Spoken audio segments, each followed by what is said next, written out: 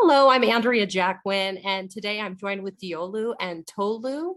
We're with Afiva, and we want to hear all about their company, OYASYNC. How are you both today? Doing great. Doing Good. great. Thank you. Thank you for asking. Can you tell us a little bit about OYASYNC? Absolutely. So OYASYNC is a technology business solutions firm. We actually build and operate a number of applications based out in Nigeria, servicing various industries across from fashion, manufacturing, hospitality, as well as the general small business sector. Great. And can you tell us a little bit about the products and services that your company provides? Sure. So we have a current flagship product called OYASYNC HBL. This is our hospitality product. It basically helps run a number of hospitality businesses, hotels, bars, lounges, restaurants.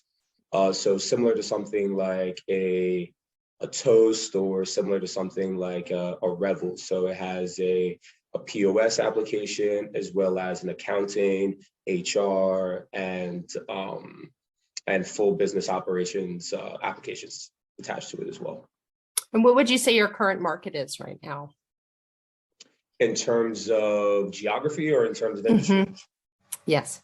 In terms of geography, we are primarily focused on Nigeria for the time being, but we are exploring other West African countries as well as other emerging markets. And tell me a little bit about the company background. Who were the founders? How it all got started? I think I'll let Tolu start with that, a little bit about the history, and then jump in a little bit later. Great. All right. Thank you very much, Andrea. OYASYNC started as a different company called Tiki and Henry, said about 2015.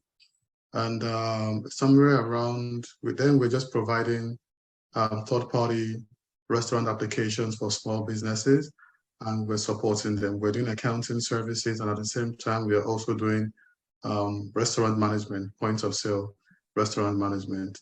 And that's how I got to meet Deolu, because apparently he was one of the clients that wanted to use the software application for his business.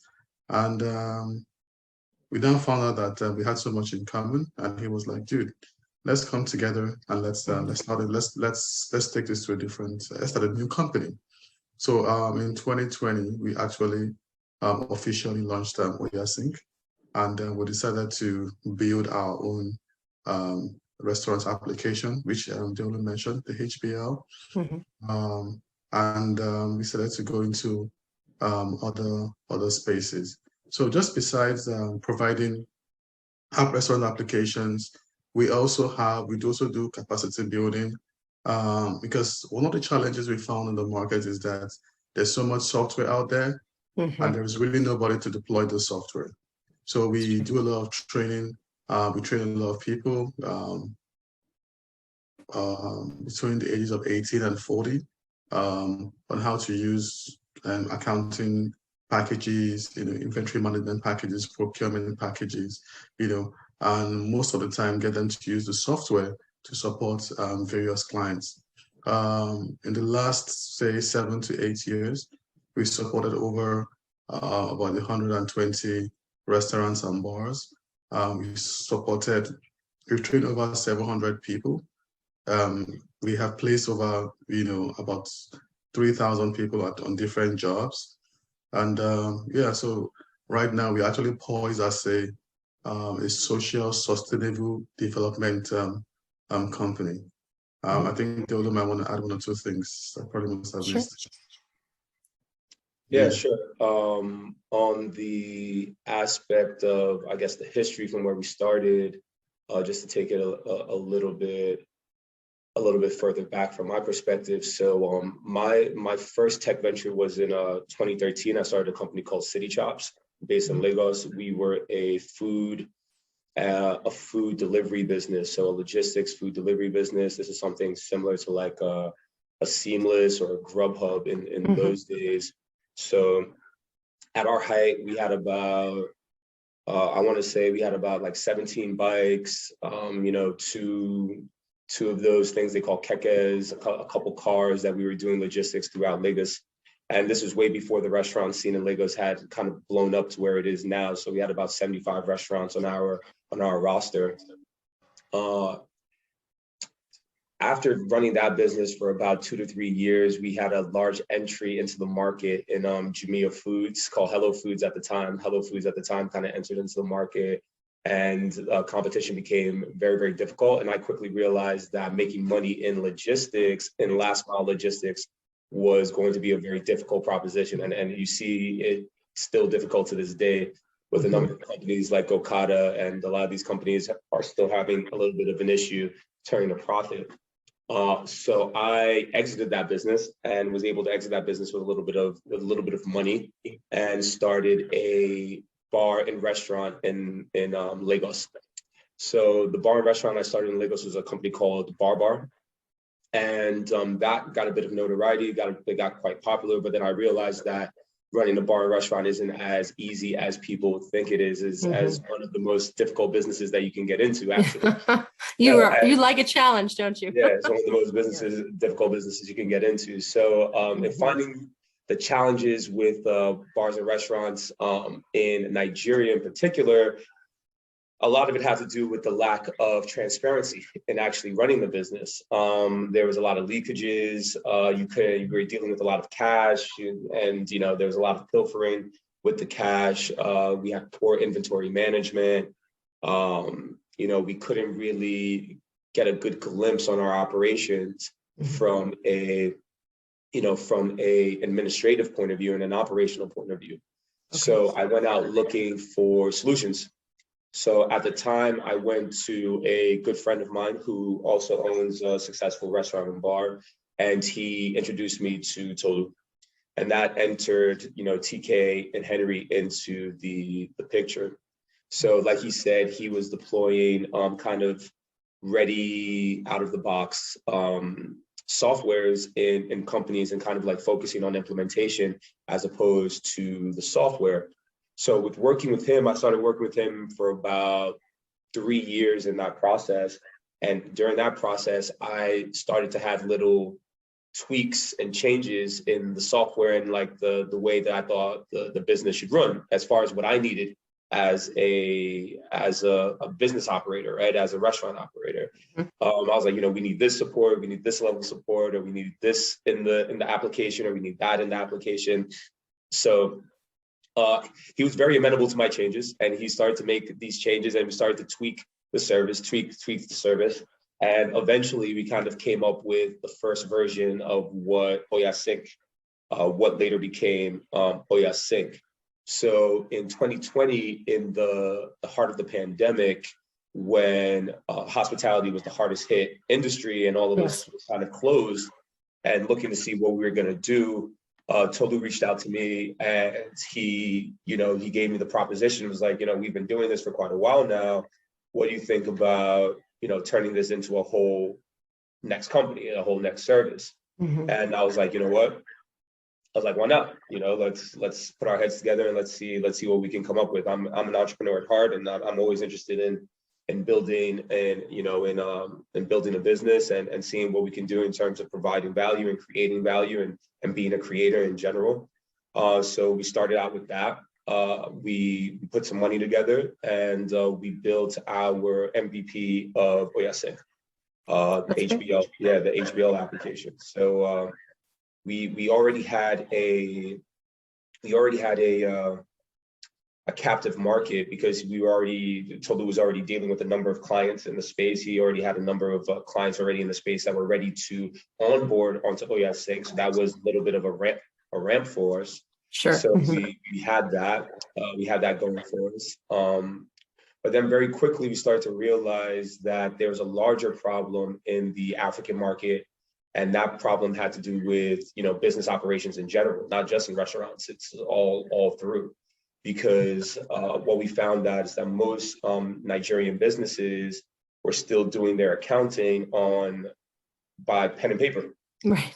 Okay. You know, they're still doing their accounting on pen and paper. Is what I call book and biro business. And you know, for the Nigerians and the other Africans that may be listening to this, they'll understand what that means right away. So that typically these African businesses will have these large composition books and these ledger books that they've just ruled out, and they just write their daily entries, right? Like very, very old school. Yes. And that provides no transparency, and that provides no accuracy in terms of actually keeping those records. It creates all sorts of risks, including key man risks. The only person who understands the ledgers is the person who created the ledger. Right. You know, and the people that deal with the ledgers on a day-to-day basis. There's no good tracking of inventory. You know, there's no good tracking of sales. There's regular leakages. Yes. There's thefts left and right, Right. which then leads to the business being unbankable. There's no credit being available to the business. There's no investment that can come to that business, because you can't invest on the business based off of these paper documents, right? So we then started to expand to other industries. We got our first client in the manufacturing space. I want to say sometime in 2019, actually, before we actually started the company, we got our first client in the manufacturing space. And we helped build that client and create their operations and make their operations solidify. After that, we started to realize we had a knack for this, and had a knack for kind of enterprise resource planning as a whole, or mini enterprise resource planning, let me say. And then we started to build out solutions specifically for other industries and not just the restaurant space. So right now we are in a number of industries, including agro-tech.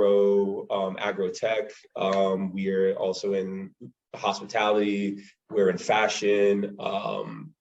We just booked, we have a number of healthcare clients, dentists, pharmacies, and a number of people across different industries now. So that's kind of like where we are right now. And we're building out specialized solutions for each of these industries.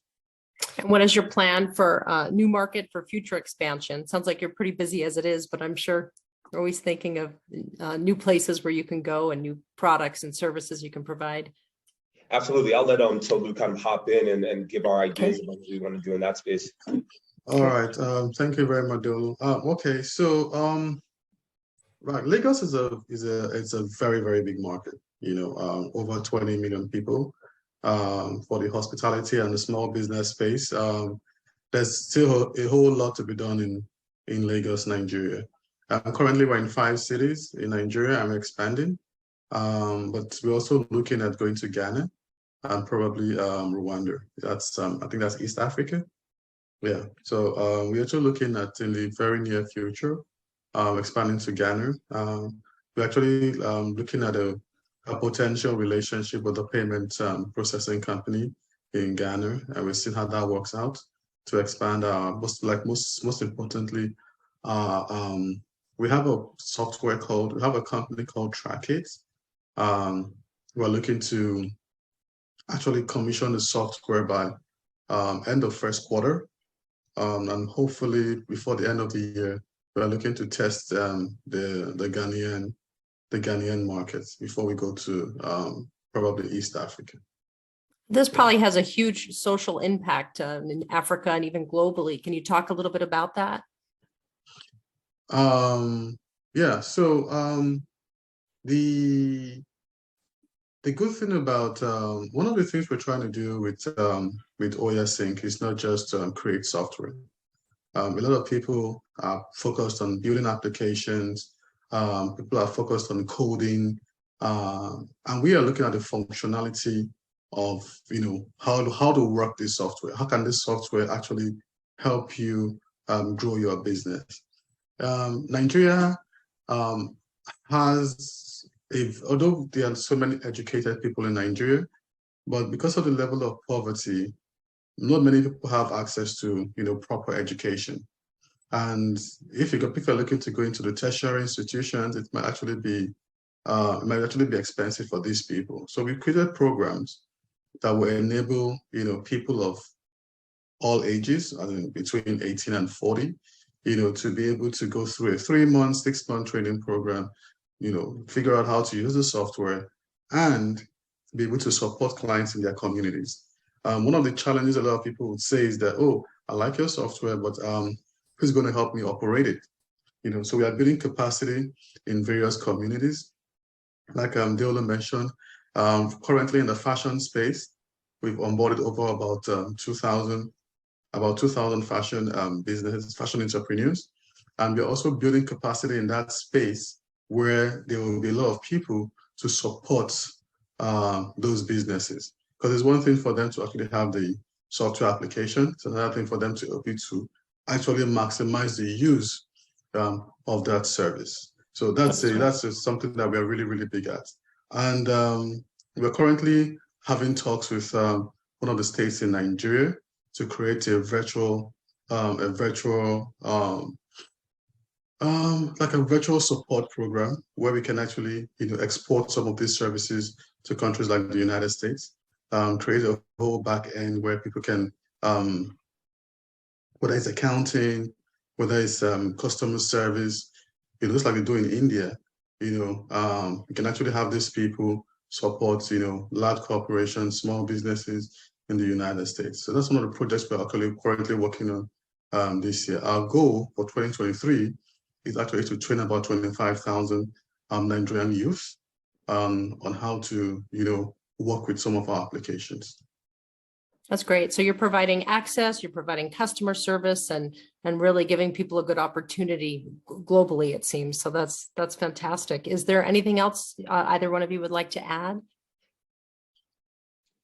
For me, I think one thing that we recently just completed, we actually just completed our seed round. Where we haven't announced it officially, but we will be announcing it. We will be announcing it soon. I'll let the details come out with the official press release. But so we're looking to grow and expand quite quickly based off of the back of that. So the two of us will be entering Nigeria in the next couple of weeks.